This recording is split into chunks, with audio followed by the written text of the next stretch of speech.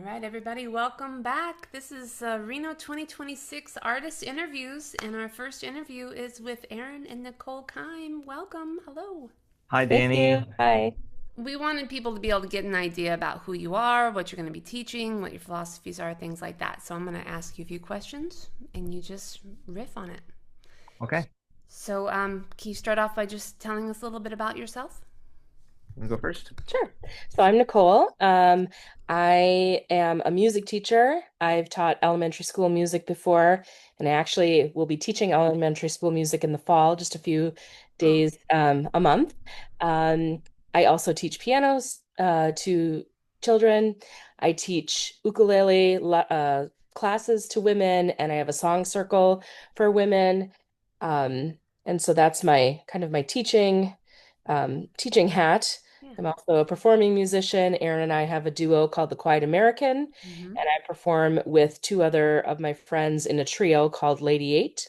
Oh, And then Aaron and I are the artistic directors of the Manuka Ukulele Band Camp, which happens outside of Portland, Oregon in March, and the Port Townsend Ukulele Festival, which happens at the end of April. Danny and Perry will be joining us in 2027, which is yeah. wonderful.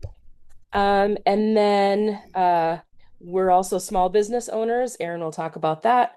And then I'm also an artist. Okay, just before we just move on with the I'm also an artist. What does that look like? Well, it's changed over the years, but I like to do embroidery. I make embroidery hoops with different song lyrics and quotes and sayings on them. Yeah. And I've done things, making things with felt hair accessories and things like that. And I also just love to paint and draw and do anything that's artistic. Awesome. Awesome. Colorful life. Yeah. And how about you, Aaron? Yeah, my name is Aaron. Yeah, and we live in Hood River, Oregon. Um, as far as my music teaching goes, like Nicole, I went to school to be a public school music teacher. Mm. And then while I was working on my master's degree, I ended up in a band. And this year marks 20 years that I've been teaching ukulele at festivals, Oh which man. sounds insane. Yep. 2006 was my first 2006. So you were at the very like beginning of the movement in the 2000s. of this particular generation. Yeah. Yeah. So yeah, I've been teaching and playing ukulele for 20 years. I also play the banjo and the string bass and other things. As far as performing goes, I sing and play with Nicole, and then I have a local string band called the Junebug Boys. And my main thing that I do though is I'm a luthier. And so Nicole and I run Bean Sprout Musical Instruments. And so most days I'm in the wood shop and the music and art and other things just comes around the wood shop. So I build guitars and banjos and ukuleles here in our shop. Yeah, and Perry and I have had the pleasure of seeing the shop. We were just in the front space, and I was like, "Oh, this is a nice shop." And then you opened up the door to the whole room of all the machines and all the Right. things you've got. Yeah, it's pretty amazing setup you've got going on. Yeah, thanks. Awesome. We're also parents, so we have a son named Henry who's Yeah. 12, and he'll be at the festival walking around Oh, and you will. Awesome. hopefully selling his prints. He makes ukulele block prints and things like that. Yeah, So yeah. He's an artist too, right? yeah, Yeah. And yeah. and last time I talked to you, Aaron, you said that he was kind of working in the wood department with you a little bit. Has he done much more with that? Yeah, he's kind of out here quite a bit, Hmm. kind of tinkering with whatever. He's really he loves making things out of wood. Although I think his main passion, if he could have his own shop, is he really wants his own blacksmith forge, which is like not a thing that we're building over the weekend. But um, he's really interested in all kinds of tools and equipment and whatever. Um, his project this spring is he and I made together. Some traditional wooden lacrosse sticks because he plays lacrosse.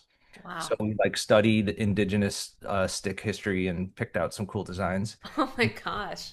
And then he's been making wooden shafts for his like modern lacrosse heads recently. So that's cool because it's like two things he's interested in. Yeah. And yeah, we're lucky that we've got the kind of life and tools and shop and art studios and whatever that when he comes out and is like, hey, I want to work on X, that we can kind of look it up and figure it out and go for it. And that he's still coming to you saying, "Hey, I want to work on X." Right? Mm. We've got Juju lives with us. They're 19 now, so now they're a ghost. They're just Yeah. Yeah. gone. Yeah. Or he just comes into our studios and starts grabbing things and Yeah. working on things, and we have Yeah, to. It's like that's awesome. put the wood burning tool down. We're leaving in Not yet. Yeah, that's so cool. All right, well, can you tell us a little bit about your teaching philosophy? Mhm. For me, it's kind of about two things. Yes, we are here because this is just for fun. Music is fun, the community part is fun, it's the hangout is fun, but it is also fun to be good at something. So in my teaching philosophy, I try to balance those two things. Like we're here to have a good time and we're here to work hard. So I try to combine those two so that everybody feels like they're learning and progressing. But the core behind that is that I'm happy to take people wherever they're at and accept them for Mhm. where they're at and not worry about how much they'll get done in just one day. And worry instead about making some small step forward. Even if it's not as big as your person to your left or your right, it's okay. We're just gonna keep going forward. Awesome. How about you? So I primarily teach singing at ukulele festivals. I Yeah. will be teaching a workshop on rounds where we'll sing and we'll play rounds on our ukulele. But my primary goal when people come to my workshops is just to make them feel like they belong there. They're Mm, supposed to be there, and we're meant to be together for that time and space. And I also aim to get us out of our heads and into our bodies. So when we sing, it's a very personal thing. It's coming from our bodies, and we may have insecurities or previous experiences that want to hold us back from just letting go. But my workshops are all about just, you know, like I said, getting into our bodies, getting out of our heads, and using our voices in whatever capacity we can. And then yeah. I also want people to walk away feeling inspired to make more music. So just Yeah. walking away, having a calmness of heart um, and wanting to make more. That's awesome. So I got to be at Manuka recently, and Nicole began each morning with singing, and it was actually, it was a Latin song with three. I think you had three verses in Latin or some small Latin thing that we were supposed to Yeah. memorize. Yeah. I wasn't optimistic. I was like, Latin, okay, well, let's do this. And then after 7 days together, each morning just coming together with our voices and then slowly adding on more lyrics, it was really magical. And the thing about Nicole too, I love the way you helped people with their pitch. You had them all sing, and then you'd stop and go, okay, okay. We're gonna imagine that we're lifting. Just lift your voice. You're just gonna lift it, and then everyone sang again, and all of a sudden, all those like flat pitches were just lifted ever so slight, and Yeah. kind of cruising along the right pitch zone.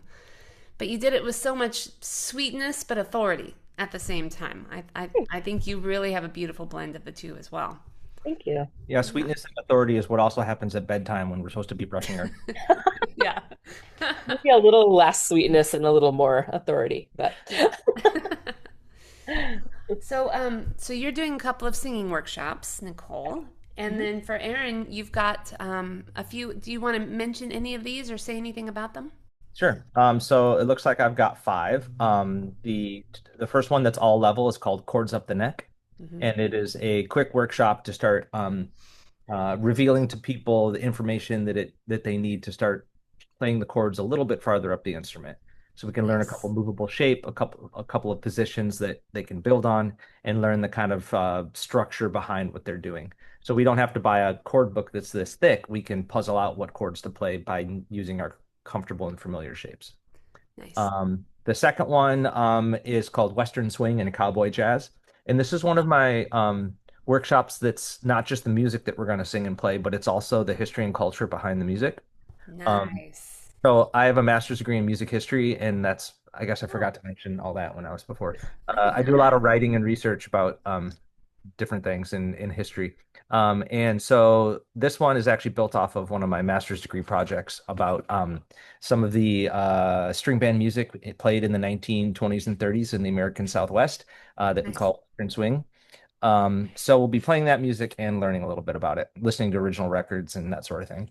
Third up, I have Intro to Fingerstyle Ukulele. So this will be like what I taught at Ukefest last year, Okay. where we'll get people using their right hand, thumb, and fingers to play accompaniment patterns and melodies, so they can kind of break out of just strumming all the time. Yeah. That looks like it's a level one class. Yeah.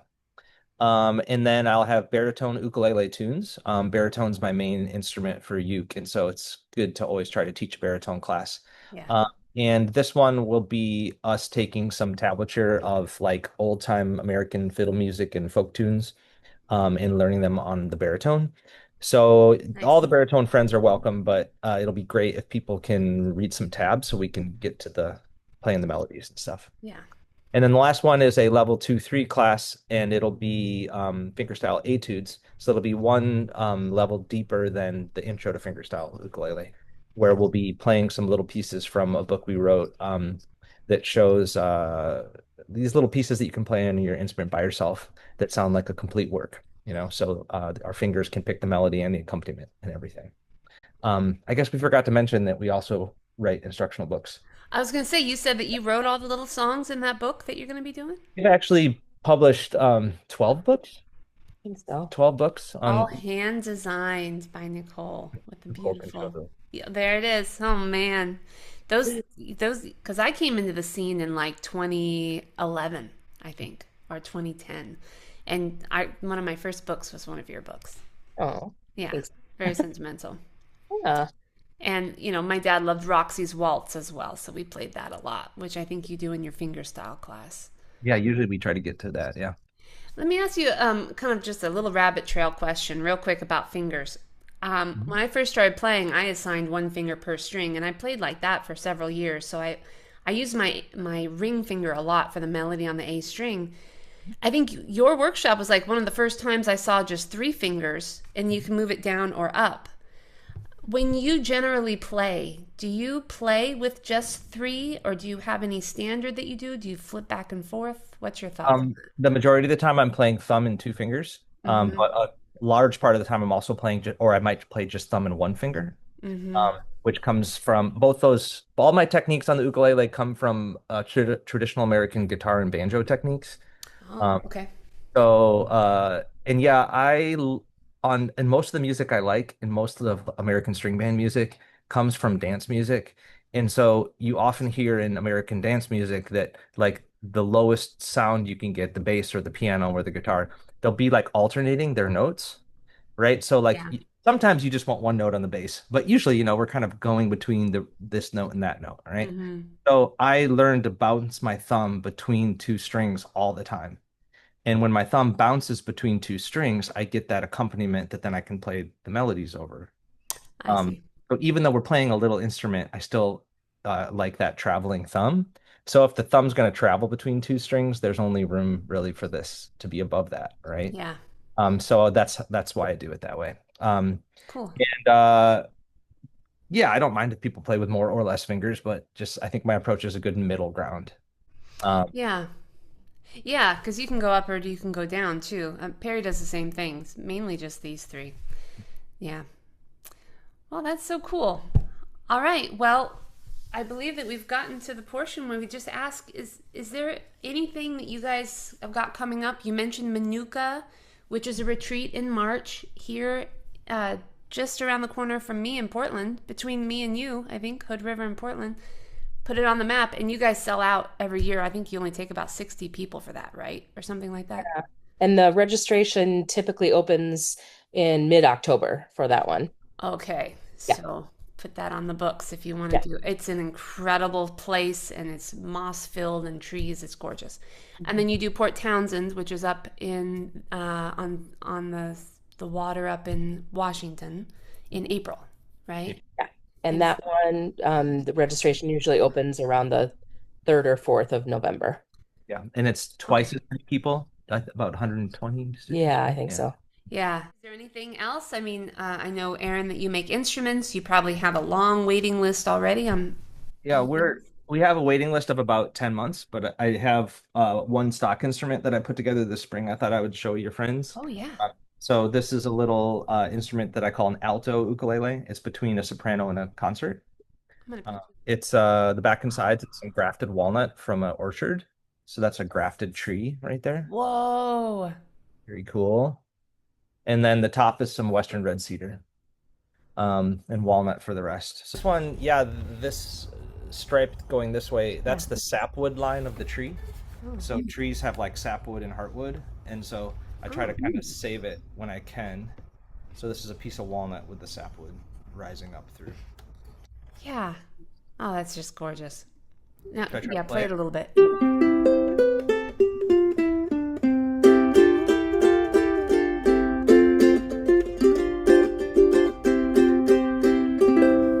Awesome.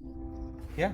So we don't have stock instruments come up a lot, so maybe somebody will grab it before we go to Reno. All right, and they can just email you if they're interested.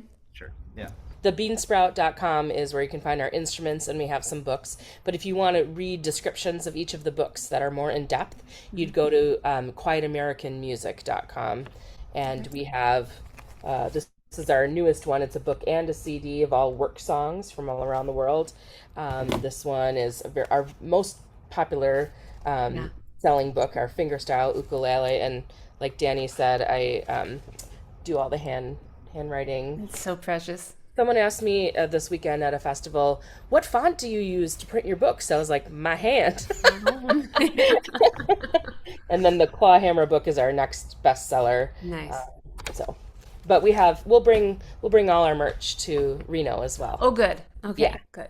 Excellent. All right, well, thank you so much for joining us and showing us around a little bit and telling us a little bit about yourselves. We're very much looking forward to partying with you in October in Same. Reno. That is October 21 through 24 in Reno, Nevada. RenoUke.com. Go get your tickets if you haven't already. And we will see you in the fall. Great. Thanks, Damon. Great, thank you. A lot. Bye. Bye.